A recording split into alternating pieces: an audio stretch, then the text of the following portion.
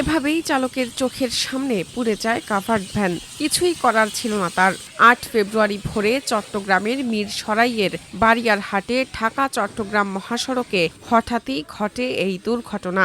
আগুন লাগার পর চালক নিরাপদে বের হয়ে আসতে পারলেও পুড়ে যায় গাড়িটির ইঞ্জিন সহ বেশ কয়েক লাখ টাকার পণ্য। হাইওয়ে পুলিশ ও ফায়ার সার্ভিস কর্মীরা জানান, ভোর ৬টার দিকে মশা মারার ইলেকট্রিক ব্যাট বোঝাই একটি কাভার্ড ভ্যানে হঠাৎ আগুন ধরে যায়। তখন গাড়িটির চালক দ্রুত নেমে প্রত্যক্ষদর্শীদের নিয়ে ২০০ মিটার দূরে ফায়ার সার্ভিস স্টেশনে গিয়ে আগুনের বিষয়টি জানালে ফায়ার সার্ভিস কর্মীরা দ্রুত ঘটনাস্থলে এসে আগুন নিয়ন্ত্রণে কাজ শুরু করে। কাভার্ড ভ্যানের ইঞ্জিন সহ সামনের অংশ ও ভেতরে থাকা পণ্যের অর্ধেক পুড়ে যায়।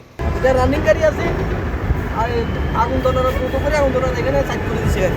সাইড করে দেওয়ার পরে ফায়ার সার্ভিসের ডাকি দিচ্ছি আমি। ফায়ার সার্ভিসের ডাকি দেওয়ার পরে ফায়ার সার্ভিসে অনেকক্ষণ চেষ্টা করছে। লাস্টে দিব এই বাসাটুকু পানি আনি, তারপর তাই আগুন নিবেছে।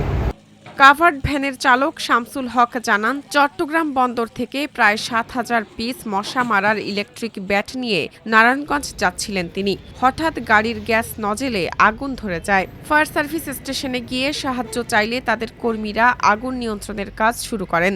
দুর্ঘটনায় সব মিলিয়ে ২৫ লাখ টাকার ক্ষতি হয়েছে বলে দাবি করেন তিনি।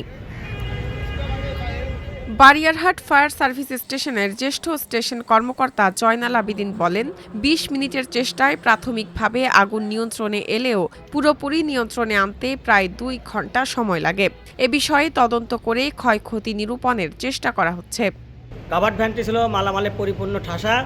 আমরা যতই পানি দিই প্রথম অংশে পানি লাগে, কিন্তু ভিতরে পানি যায় না, যার ফলে হয় কি প্রায় আগুন লেগে ওঠে। পরিশেষে আমাদের ব্রিদিং স্পেশাল গিয়ার আছে, ব্রিদিং অ্যাপারেটাস করে আমরা আগুনে পরিপূর্ণ মালামাল নামিয়ে আমরা একদম আগুন নির্বাপন করি। জোরারগঞ্জ হাইওয়ে থানার সহকারী উপপরিদর্শক মাইকেল দাস জানান, কাভার্ড ভ্যানের আগুন নেভানোর সময় মহাসড়কের ২ অংশ কিছু সময়ের জন্য বন্ধ ছিল। আগুন নিয়ন্ত্রণে আসায় যানবাহন চলাচল স্বাভাবিক হয়।